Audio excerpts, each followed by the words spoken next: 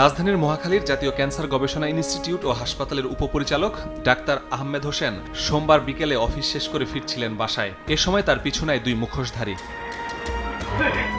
ব্র্যাক বিশ্ববিদ্যালয় পুরাতন ক্যাম্পাসের পেছনের রাস্তায় পৌঁছাতে ছুরি দিয়ে তাকে আঘাত করতে থাকে একজন। পরে তার সাথে যুক্ত হন আরও একজন। কোপ দিয়ে পালিয়ে যায় দুজন। হাত ও পিঠে জখম নিয়ে ডাক্তার আহমেদকে ভর্তি করা হয় ঢাকা মেডিকেল কলেজ হাসপাতালে। তৎক্ষণাৎ এ ঘটনার ভিডিও সামাজিক মাধ্যমে ছড়িয়ে পড়ে, তৈরি হয় চাঞ্চল্য।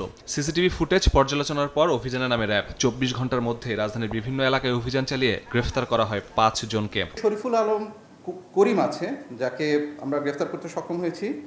তার নামে সিলেট কোম্পানিগঞ্জ এবং কুমিল্লা দাউদকান্দি থানায় দুটি নারী ও শিশু নির্যাতন মামলা রয়েছে আগে থেকেই। আমিনুল ইসলাম কালু, যাকে আমরা বনানী থানা থেকে বনানীতে গ্রেফতার করেছি, তার নামে বনানী থানায় বিস্ফোরক দ্রব্য আইন একটি মামলা রয়েছে।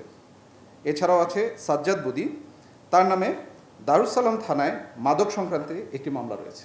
র্যাব জানায় গ্রেপ্তারকৃতরা সন্ত্রাসী রুবেল বাহিনীর। সে মালয়েশিয়া বসে ক্যান্সার হাসপাতালের টেন্ডার নিয়ে হুমকি দিয়ে আসছিল। টেন্ডার না দেয় ভাড়াটে খুনি দিয়ে এই হামলা চালানো হয়। আমাদের প্রাথমিক তদন্তে যেটা আসছে, বর্তমানে বিদেশে যে আছে সে হচ্ছে রুবেল, তারই পক্ষে কাজ করেছে যে নামটা আমরা বললাম বাংলাদেশে করিম।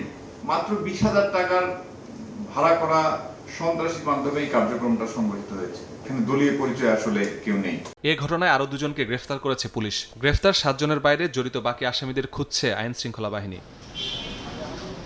মাসুদুর রহমান, সময় সংবাদ, ঢাকা।